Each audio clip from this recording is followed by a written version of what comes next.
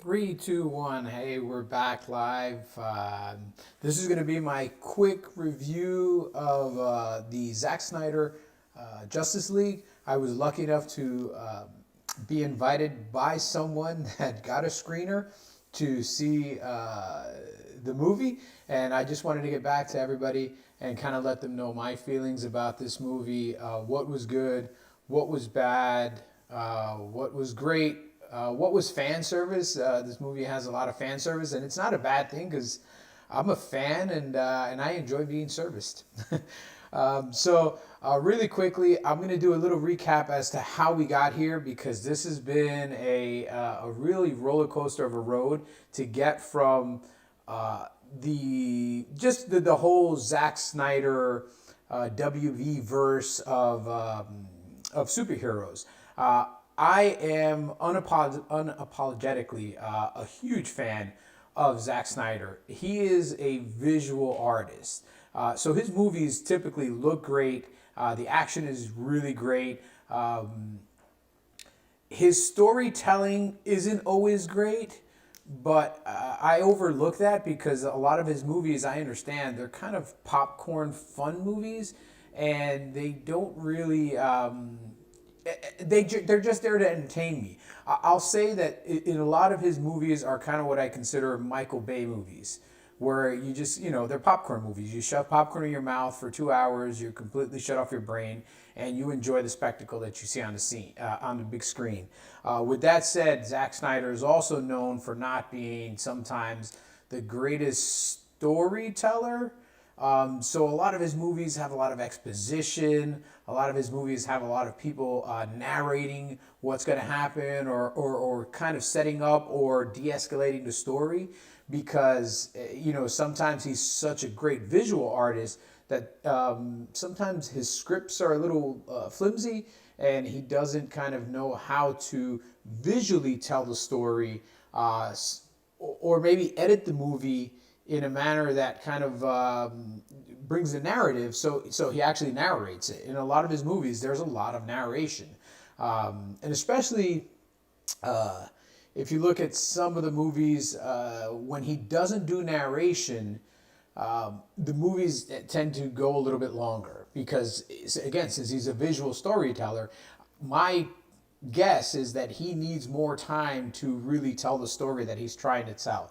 And you can see that in this movie. I mean, 4 hours is a load of time to tell a lot of story. But when you see this movie, you know what? It's a good 4 hour investment. It's not a bad 4 hour investment. I mean, I've invested 2.5 hours in movies that afterwards I was like, good Lord, on my deathbed, I'm gonna want that 2.5 hours back because I just watched a complete crap storm. This movie, I can honestly say, even though it's 4 hours, I like that it's 4 hours because I still remember what we saw a few years back, which was 2 hours or just under 2 hours, and it felt like it was literally edited by somebody with like an over caffeinated person. Like it's just cut, cut, cut, cut, cut everywhere. The story doesn't have time to breathe. It's literally you're just going from like a little bit of exposition to an action scene, a little bit of exposition to an action scene, and the whole movie seems like that. But the story is not there. It's not flushed out. You don't really get to know many of the characters. The Flash just shows up. Cyborg kind of just shows up. They find Aquaman. Wonder Woman had a little bit to do at the end of BVS, but here she is again, and again, all you kind of get is that she's working, at an art gallery. She has one great scene, and that's it. Like the original Justice League Josh Whedon movie is a Frankenstein of a movie. And as much as I loved, I really did like BVS. It wasn't great. I mean, as a DC fanboy, it was lacking in a lot of areas. Man of Steel, I think, is a masterpiece. A lot of people disagree with me, and that's fine. I don't really care. Film art is subjective. I subjectively think that Man of Steel is a great modern retelling of a Superman story. You can't do the Superman from 1970 in the 2010s. It doesn't work. It doesn't translate. You know, there's a lot of modern things that you need to take into account. You know, in 1970, there wasn't going to be a little kid on a school bus that might have had a phone and could have recorded what was happening. Again, I think he did a great job telling a really interesting Superman movie, and I appreciate that movie. I think it's super underrated. I think people that look at it and don't give it really a chance, maybe, again, art is subjective. If they don't like it, that's fine. They don't have to like it. I'm totally in agreement with them. I never tell somebody that you have to like something that you don't like. With that said, I love that movie. I love that movie. I am a Superman fanboy. I'm a Batman fanboy. So, you know, maybe I hung on to certain beats that the movie had, and I really enjoyed them. I think everybody that thinks the whole killing Zod thing was not Superman. Like, I'm sorry, Superman's killed a lot of people in the comic books. Batman has killed a lot of people in the comic books. Like, these characters have to kill. And, you know, there was no sending, you know, Zod back to the Phantom Zone. Like, you know, and again, Superman only learned how to be Superman literally like 2 days before this all happened. So the guy is still learning. So give him a little break, cut him a little slack.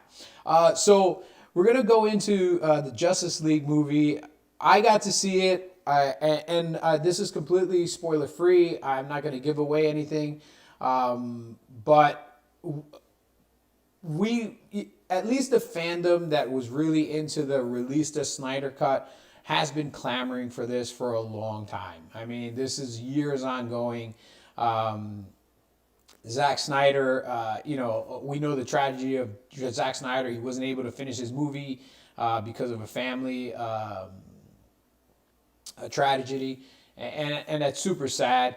I think I don't think this movie that I saw last night would have been the movie that we got into theaters. I think the fact that Justice League, the way it was released with all the Joss Whedon edits, failed so badly, allowed Zack Snyder to do this. Like, this is the lottery. We won the lottery. We won the geekdom, fandom, nerddom, sweaty lottery.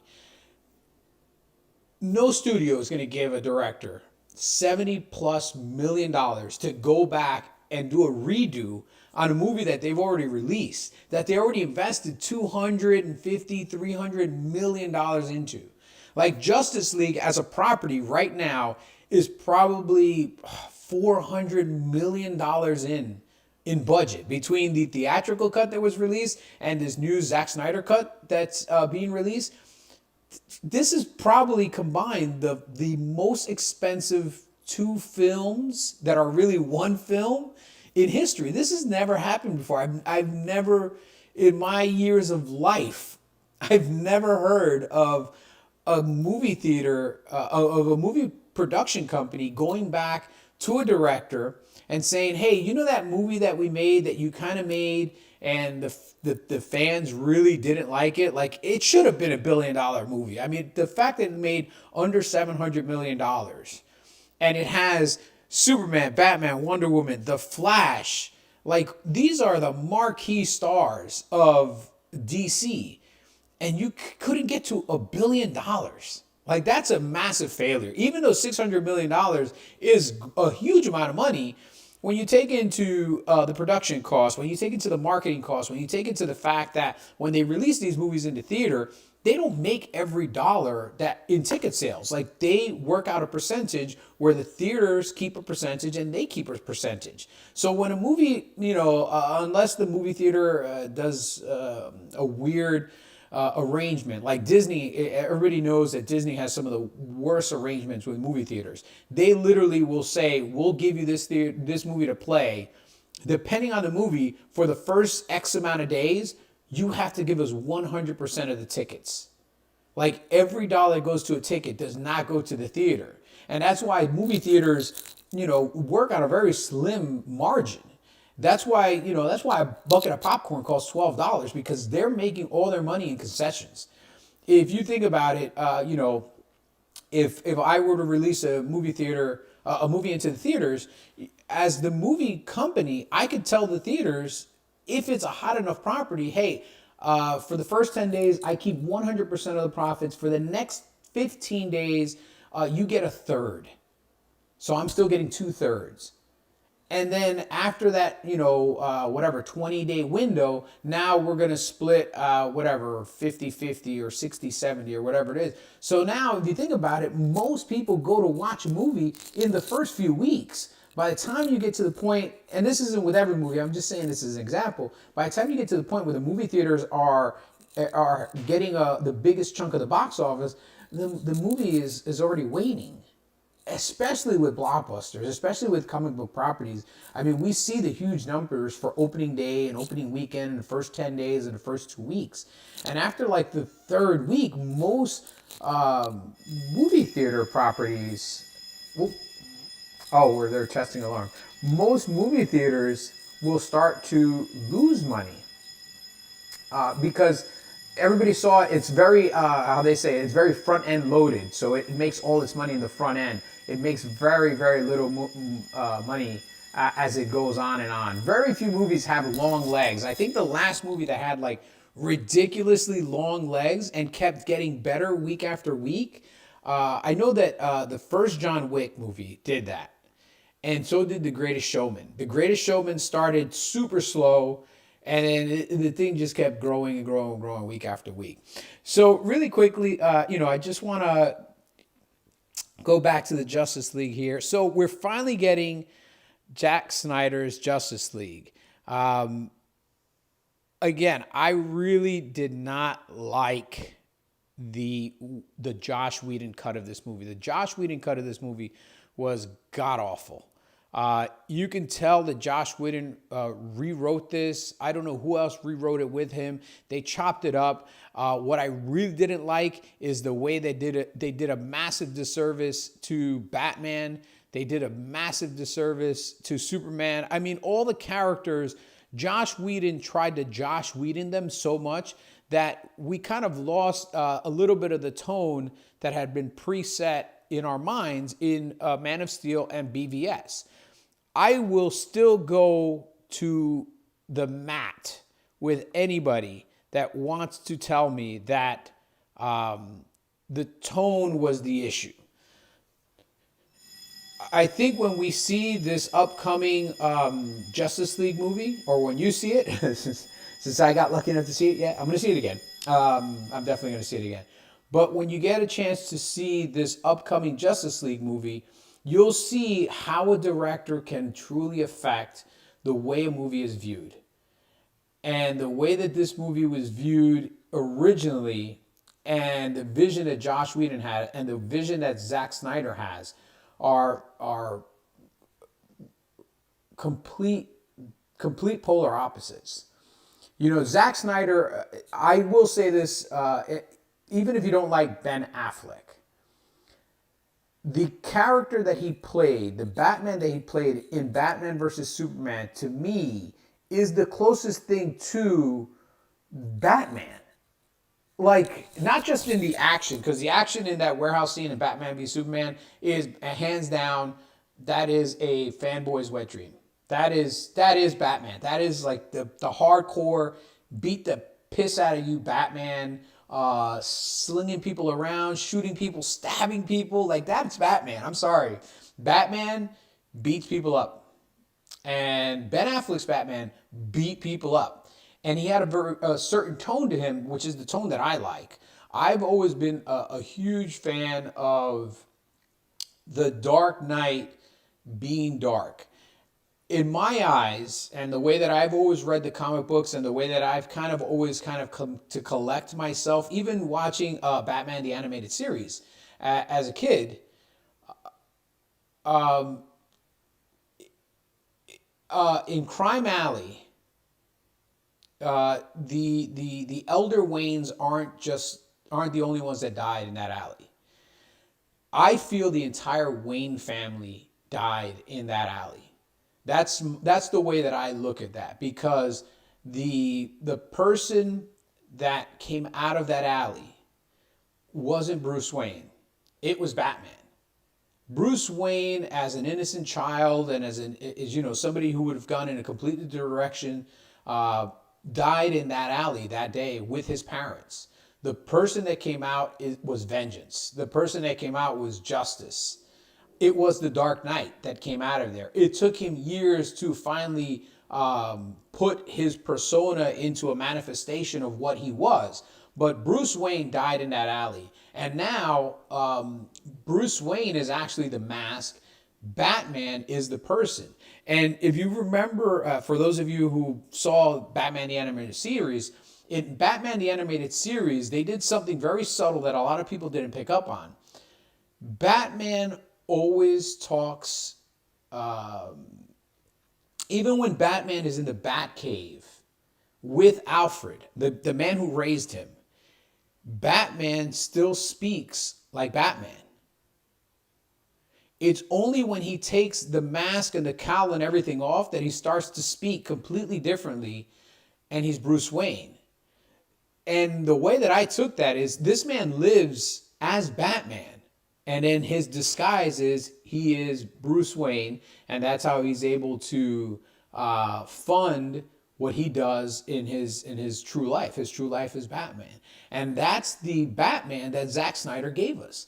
In BVS, Bruce Wayne is kind of just a mask. He is the fake persona of Batman.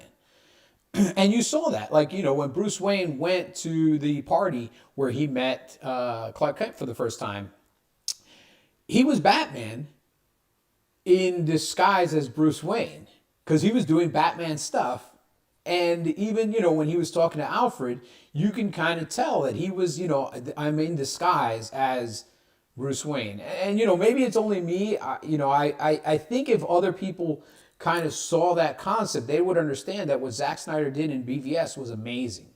When Bruce Wayne was racing towards the building that was on the verge of collapse, that was Batman, just not in his cowl. That wasn't Bruce Wayne. That's not who Bruce Wayne is. That's not the character that he portrays when he's Bruce Wayne. When he's Bruce Wayne, he's, very mellow-mannered, rich guy, a little bit of a douche, womanizer, so forth and so on. But again, that's all the character that he's playing. Batman is the true essence of who he is. And that's what Zack Snyder brought to the screen for me in BVS, and that's what I really loved about it. Obviously the Martha scene, horrible. I'm not even going to go into it, but outside of the Martha scene, everything else we saw was awesome. So I wanted to see more of that Batman in Justice League. I wanted to see more of that Superman that was kind of evolving from, the guy who just learned how to be Superman in Man of Steel to a person that's struggling with understanding how people look up to him as a god. And it's not easy for him to live as a god. Again, going back to Superman, the animated series. In Superman, the animated series, and even in the Justice League series, there's a great line, and it's one of the last episodes of Justice League. And it's when Superman is about to fight Doomsday. He's about to fight Darkseid.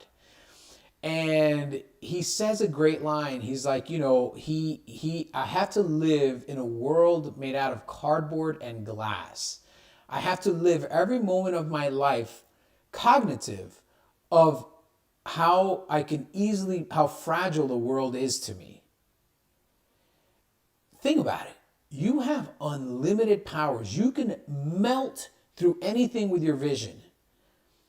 And you have to live amongst these incredibly fragile beings that you're kind of taking it upon yourself to protect. But, you live in a world made out of glass. Anything you touch at any moment, you could break without even thinking about it.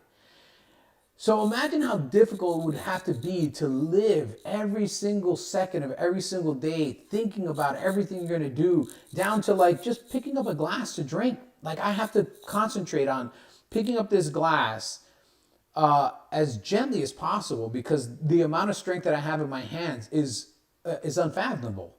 I can just I can break anything. I can sit on this couch. If I sit on this couch too quickly, I can break the couch and I can fall through the floor and I can fall into my neighbor's house.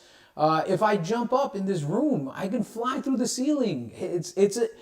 I love that dynamic, and I think that was the dynamic that Zack Snyder was trying to bring to that Superman in Man of Steel and even in BVS. That BVS Batman Superman fight, that could have ended in 0.001 of a second. Superman could just pick Batman up, take him out of space. Guess what? He's dead. He didn't want to kill him. But he had to set up this weird fight, whatever. So back to Justice League, because I don't want to get off on a rant. How good is this movie? Compared to the other movies in the DC universe, this is probably in my top 3. It's probably next to the first Wonder Woman, which I think is great, and next to Man of Steel, which I think it's the best DC comic book movie, in my opinion. This is right up there. This is right up there because this is the first time in any comic book movie, and I'm talking about Marvel or DC or any other comic book property, where all the characters get a lot of time to breathe and you get to kind of learn them. The best instance that I can tell you of this is kind of like the original Iron Man. Set up the history of Tony Stark and set up kind of how his journey to becoming Iron Man. And in this movie, you get a lot of backstory with the Flash. You get a ton of backstory with Cyborg, which, that is a travesty. Now that I can see the whole relationship between Cyborg and his father and kind of more of backstory. And Cyborg is kind of like the linchpin of this whole movie. He is the almost like a central character. Without him, a lot of the movie doesn't happen. And it's so sad to see that Josh Whedon just took a hatchet to this character and just chopped him up into a handful of random scenes without a real narrative and without really going into the backstory. Because I'll be honest with you, that was amazing. I got a little chat here. How good or bad was the final battle? The final battle was awesome.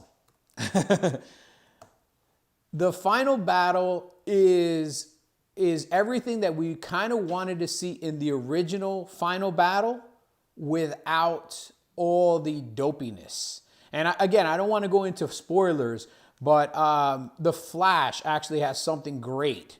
All the characters actually have something great. Steppenwolf is actually a very menacing character. He's not the CGI garbage fest that he was in the first one. I always tell, this is the very poor version of a Steppenwolf. This is almost like a CGI Steppenwolf. Horrible, horrible, horrible. The new updated Steppenwolf looks more menacing. His armor is cool as F. The way that the armor moves, the way the armor kind of encapsulates him during battles, it's badass. Again, Zack Snyder is a visual storyteller, and given the time and the money, he can make some great stuff. If you're going into this movie just looking for battles, there's quite a few action scenes, but Zack Snyder in this one definitely invested more time in story versus action, and it's for the better. It's not for the worse. Believe me, it really does make the movie a lot better when it's not so heavy-handed with the action, because you can do action and it doesn't necessarily translate to good action. So spoiler free, I'm confident to tell you that Zack Snyder's Justice League is a far, far superior movie to what we saw previously. I'll preface that by saying that the movie needed to be only 3 hours long. I'll be honest with you, 4 really stretched it. And if you take into account how much slow-mo is in this movie, there's probably, I'm going to say, I didn't time it. I'm going to say there's probably 15 to 20 minutes of slow-mo in this movie. It just feels like that. It feels like somebody should really take the slow-mo camera away from Zack Snyder for a while. Sometimes you use slow-mo to try to show action in a way that visually you can follow it and it doesn't get lost in the blurs. But man, there's a lot of slow-mo in this. With that said, it's a great movie. I enjoyed it. It's far from a perfect movie. There is no such thing as a perfect movie. However, what we get in this movie was very much missing from the theatrical cut is the opportunity for all the characters to breathe and to grow. Like at the end, we actually have a reason to cheer for them because we know them better. When you know the characters and you're invested in them, you enjoy cheering for them. The other big character updates, I mean, The Flash got some great scenes in this movie. The Flash got a great backstory. I mean, we all know The Flash's backstory as far as his dad being in jail for killing his mom and so forth. But The Flash actually got to do some really cool stuff. Especially when you consider in the first one, again, Josh Whedoned it. They even said, the Flash himself said, I just kind of push people out of the way and run. Like, dude, you run at the speed of light. Push people out of the way. You could pick somebody up and drop them in the middle of the ocean before they even blink an eye. Like, the Flash is crazy OP. Like, the Flash is crazy OP. If, and in the Josh Whedon movie, what did he do at the end of that movie? He literally pushed a truck away from danger. Josh Whedon sucks. Like, you take one of the greatest DC comic characters and you reduce him to a booster battery for a car. Do I want to see a Justice I would want to see a Justice League 2 directed by him. However, I seriously doubt that there's going to be a Justice League 2, even though the end of this movie clearly leaves you on a cliffhanger. The way the movie leaves off is definitely, you can tell that this was part of the 3-arc trilogy that Zack Snyder wanted to do for Justice League, because it literally ends off exactly the way that that you would leave a trilogy, because obviously the big bad is still out there, Darkseid is still out there, and there's more menace to come, But do I think they will give him the money to do a Justice League? Oh man, that is a tough question. If you told me to bet on it, what are my odds? Give me some odds, and I'll tell you if I would go to Vegas today and put some money down on it. Give me some odds, and then I'll work with you on the odds. But other than that, I don't know. Wonder Woman is a little bit underutilized in this movie, I'll be honest. She becomes our exposition dump. So she becomes the person that is constantly referring back to the history of the Amazonians and the history of Darkseid and the myth of Darkseid and so forth and so on. She's a little bit of unfortunately, she's a little bit of a exposition dump character. But she does get some awesome minutes in this movie. Again, I like the tone that he took with her, because remember, this movie technically kind of comes out. This movie came out after the first Wonder Woman movie, and the tone really hadn't gotten to the kind of whimsical 1984 Wonder Woman yet.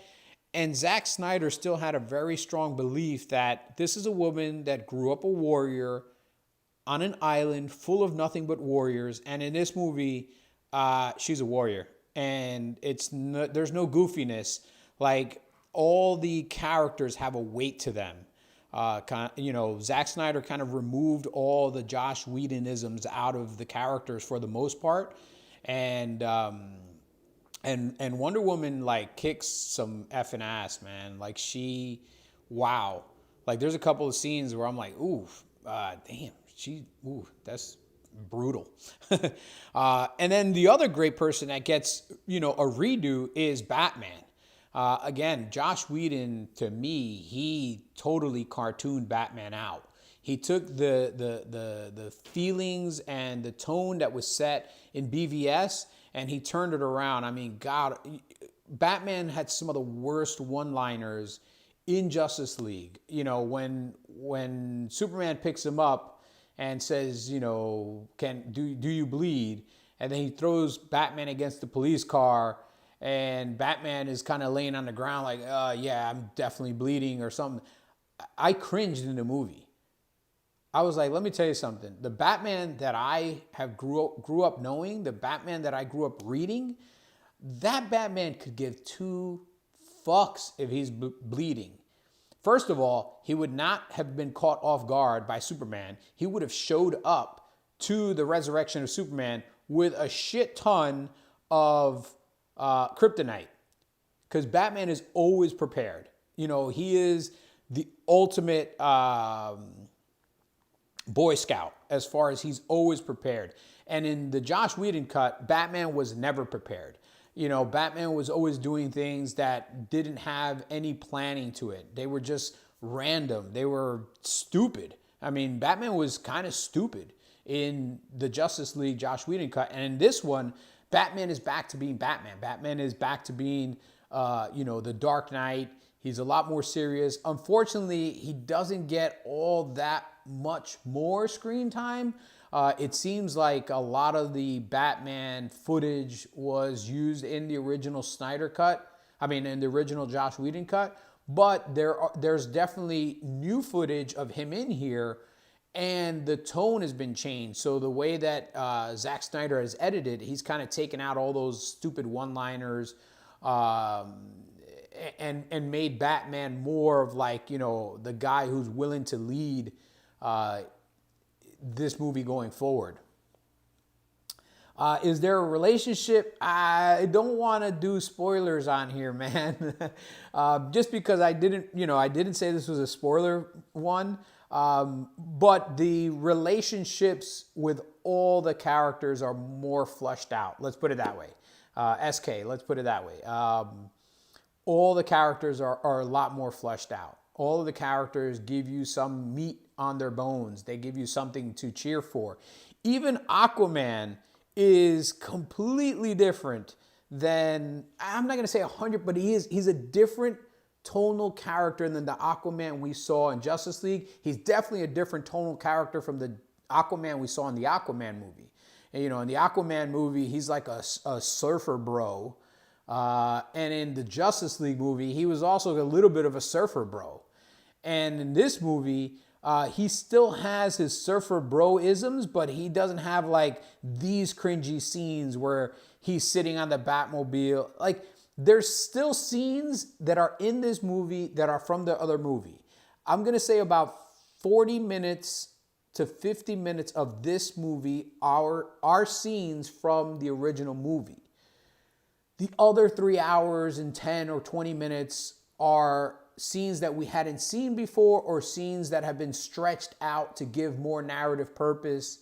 So there's a combination. But I would say of the original 2-hour movie, only 40 minutes of that 2-hour movie are in this movie. Maybe 50. Again, I didn't time it, but just kind of by looking at it, I would say less than a quarter of the original movie is in this movie. Since it's a 4-hour movie, an hour, I would say less than a quarter. Maybe 20% of the original movie is in this movie. 80% of this movie is completely new and has new meaning. But the Aquaman character goes from like this kind of like Yoko Doko Fisher guy. He goes back to being like legit Aquaman, like a badass, like the Aquaman that I've come to know from like the New 52 in a way, just a real badass guy. Darkseid, obviously the big bad. Great to see Darkseid on the screen. I liked the look of Darkseid. I like the menacing look of Darkseid. You know, I'm always gonna want more Darkseid. I'm sorry. Like this is, you know, I hate to compare him to Thanos because even I don't think Thanos is. I don't think Thanos is the level of. I guess he's the closest thing you can come to in the Marvel Marvel Cinematic Universe and Marvel Comics would be Thanos.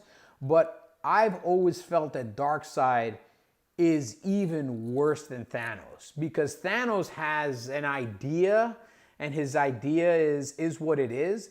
But Darkseid, this guy is just, he doesn't want to destroy half of the universe. He just wants to rule all of it. Like he wants to, he wants to be thought of as a god. And anybody who follows him thinks of him as a god. Like he is god level to everybody that follows him, whether it's Desaad or Steppenwolf or Granny Goodness, you know, all these other ancillary characters that are always around him are there, and they're all very powerful, but they all look up to Darkseid as a god, and he is a freaking god. Man of Steel sounds in the movie. There are Man of Steel sounds in the movie. The soundtrack of this movie, I feel, I mean, there's obviously certain sounds that are the same. As you know, the Wonder Woman theme is the Wonder Woman theme. The Batman theme is the Batman theme from BVS, not the Batman theme from the animated movie that Joss Whedon kind of stuck in there. Danny Elfman his music is not really prevalent in this movie. Pretty much almost all the soundtrack for this movie is from Junkie XL, and the sounds of the movie are awesome. That I will say, like Junkie XL is awesome. And Zack Snyder knows how to use him to ramp up the action beats, but also to, like, you know, subtly set the tone for certain scenes. You know, I will say the sounds of just the sounds in general were great. And then the last character that we're going to go over real quick is the Joker. So the Joker and Batman, obviously this was something that that people were looking forward to. So here's my 2 cents on Jared Leto. I think Jared Leto could have been a very, very good Joker. And I don't compare him to other Jokers because everybody that plays the Joker brings something different to the table. You know, if you look at the Joker movie, the original Joker from Tim Burton's Batman, the Joker from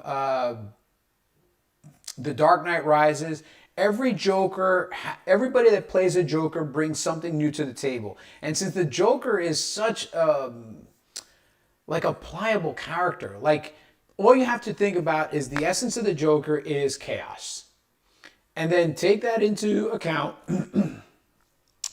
And how do you portray chaos? And if you go to 10 different actors of how you portray chaos, 10 different actors will have 10 different ways, and no one way will be wrong. I will say, obviously, the look of the Joker in the Suicide Squad, Ayers did not do that look justice. I liked his green hair. I thought the tattoos were just ridiculous. I mean, in the comics, there's a very clearly defined look to the Joker. Green hair, purple, white face, and, you know, Joker makeup. The Joker makeup can be any combination. You know, I like the Joker makeup from The Dark Knight Rises. It was good for the narrative in that movie.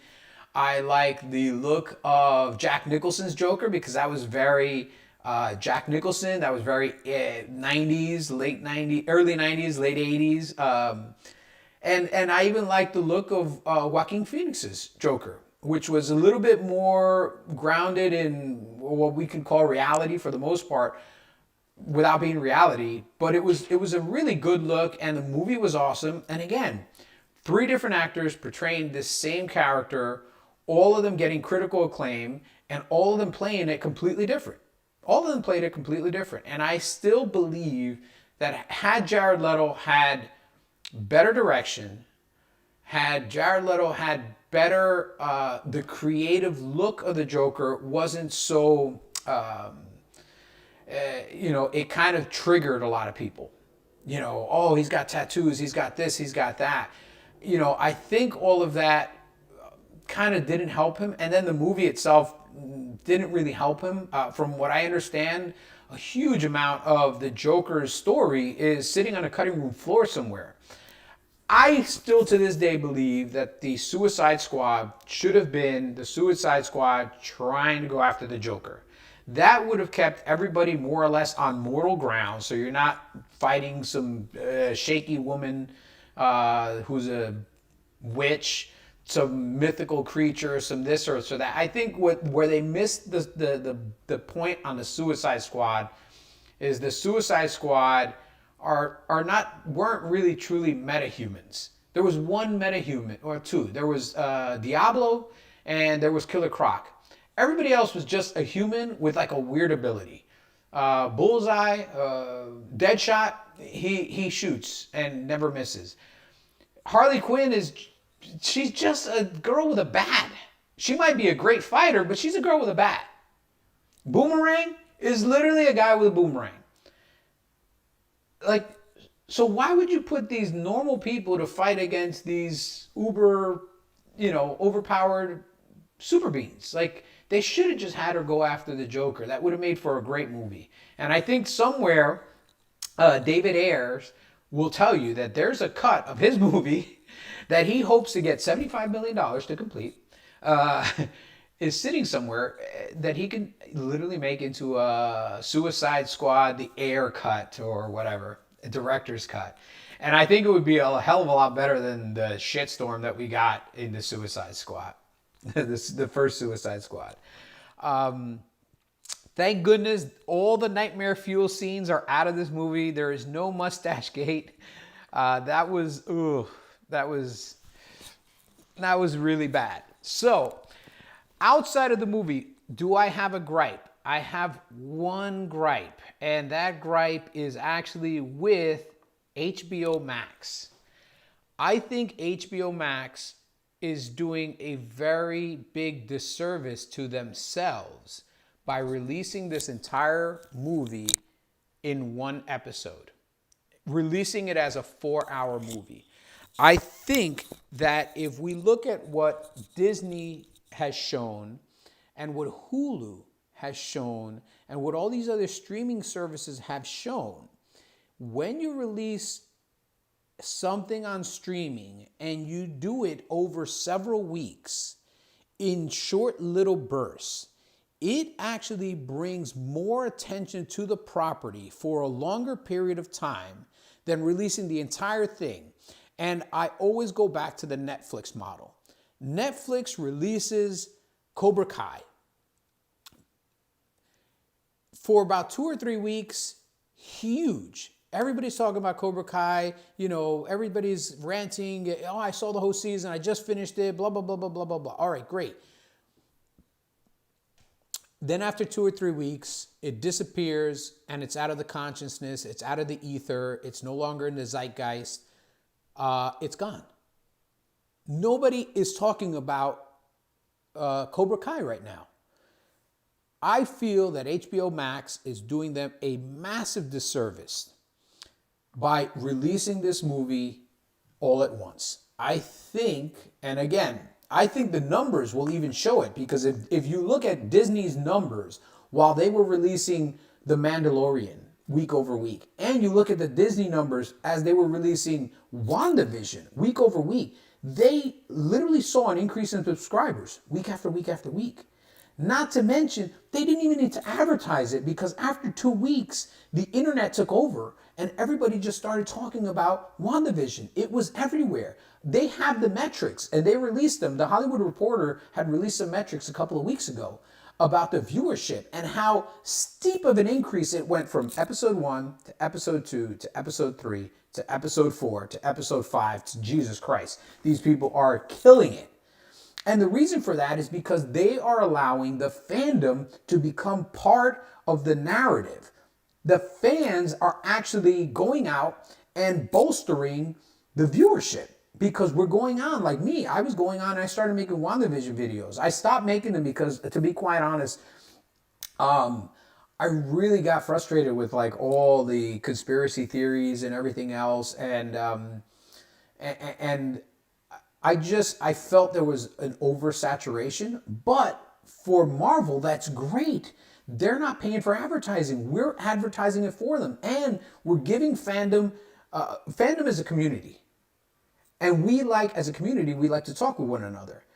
So if you give us some product and then we're able to talk about it for a week, then the next week you give us some more product, and now we're going to talk about it more for a week, and then the next week you give us more product. We're going to talk about it, and eventually you're going to build up to this crescendo, which would have been the 4th episode, the last week. It would have been 1 month of Justice League Snyder cut ruling fandom. Instead, they're going to dump it all this Thursday. People are going to talk about it for about 7 to 10 days. And guess what? In 2 weeks, we'll be talking about Falcon and the Winter Soldier. And the week after that, Falcon and the Winter Soldier. And the week after that, Falcon and the Winter Soldier, and so on and so forth until the final episode of Falcon and the Winter Soldier is over. So instead of ruling the streaming wars for a month, for 4 weeks, they're going to rule it for like 2 weeks. And then it's going to be gone. And then they're going to concede back to Disney the next 2 months of Falcon and the Winter Soldier episodes, which sucks. Like, it's great for the fandom because I get to sit down and I get to watch the whole thing in 4 hours.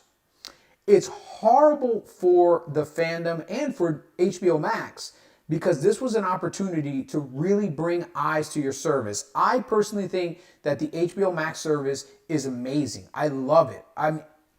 The quality of the products that they have on there, the quality of the shows. I mean, HBO for years has been the top of the pile in quality TV, made for TV showings. You're talking about Game of Thrones. You're talking about, all these shows, Curb Your Enthusiasm, so forth and so on. All these shows that HBO has made specifically for their service. And now that it's HBO Max and it's their streaming service, this would have been a great time to say, hey, you know what? With these DC properties, we can do what Disney is doing, but we can do it probably better because Disney is following a specific platform and a specific agenda, and we can do it our way. And there is no wrong way, there's no right way, but there's their way and there's our way. And I think that DC has the opportunity to really grow in the streaming service if they take the content that they have and they start to produce it the right way. Instead of releasing Flash as a movie, which who knows how it's going to do, because I see the Flash, I can see the Flash every week on the WB. Even though it's a horrible depiction of the Flash, even though the costume looks like really good cosplay, I can see the Flash every week. Now imagine if we did a 4.5-hour Ezra Miller Flash movie with movie level quality production and released it as a 4 or 5 episode show. And now I can show an increase in viewership. Like, again, this is the only gripe I have about this way of releasing this movie, the 4-hour cut. Not a good idea. Not a good idea. That's my 2 cents. I could be wrong. But, I think they're missing a huge opportunity. Other than that, going back to my overall feeling, that's my biggest gripe. They're not going to allow the fandom the time to grow with the show and make the show grow. Instead of making the show grow, it's just a movie instead of a show. And we're not gonna, we as fans are not gonna have 4 weeks of kind of going back and forth and doing predictions, doing spoiler predictions, doing possible online commentary, doing YouTube videos and having comments and chats and exploring things. Vanity Fair or Vanity Magazine, The Hollywood Reporter, all these magazines are only going to report for 7 to 10 days and then it's going to be gone, when they could have gotten a month's worth of free advertising, because you all know that we would be on the internet constantly making some sort of assessment on the potential of next week's episode. What's going to happen next week? Are we going to see Darkseid? Are we going to see Wonder Woman? Where's Desaad? Are we going to see Granny Goodness? When is Aquaman going to show up? When is this going to happen? When is Cyborg going to jump in? Are we going to see a new power? What is this thing that Alfred is making for Batman? This new gadget that Alfred is making for Batman. There is a new gadget that Alfred made for Batman. So it just like I'm gonna miss having those interactions with my friends and my fellow fandom community, because that's really what makes this whole thing grow. If we can go out there and we can like share these common ideas and this joy, it's a joy for us. After a year of lockdowns and masks and everything else, like, this is joy for us. This is escapism. Sorry, HBO, you fucked up. You should have released it as 4 one-hour episodes. I love it because I can see the whole thing at once, but I hate it because now you've stolen a little bit of my joy, because now I can't go to my friends and kind of, have 4 weeks of anticipation. Like, the anticipation's not there. Right now, the anticipation is there for this Thursday when everybody else can see it and I can see it again. But then after that, am I going to see this movie again? I'll watch it again. Am I going to see it a third time? 4 hours is a big... even to this day, once in a blue moon, I'll watch Endgame. I have not watched Infinity War. I'm going to say I probably only watched Infinity War 4 times. And then since that, I haven't watched it again. And I think this movie would probably fall where my viewership of Infinity War falls. I'll watch it 3 or 4 times, and I probably won't watch it again for a long time. Versus Endgame, which, I'll see that thing once every month or two. Maybe not the whole thing, but at least I'll put it in the background and I'll let it play while I'm cleaning or cooking or something, Well, I'm going to try to do more videos. I'm really sorry that I haven't been able to make many. It's been super busy. I'm actually trying to move. But, I do want to try to make more videos. I do want to keep putting up content. A lot of my content going forward is going to be pre-recorded. I'm still going to have these live one-offs. So hopefully, more and more people will start to look for my channel. If you can, please check out the movie. I recommend this movie. I don't highly recommend this movie. It's 4 hours. It's a big investment. But let's be honest, we're kind of still stuck at home. So it will be worth it. I think the people that wanted Release the Snyder Cut are going to be very, very happy. I think the people that were disappointed with the Justice League movie should be happy. And for the people that didn't like BVS, didn't like Man of Steel, and didn't like Justice League, nothing's gonna make you happy. You're just miserable people. Don't watch this movie if you're one of those, because it was definitely not made for you.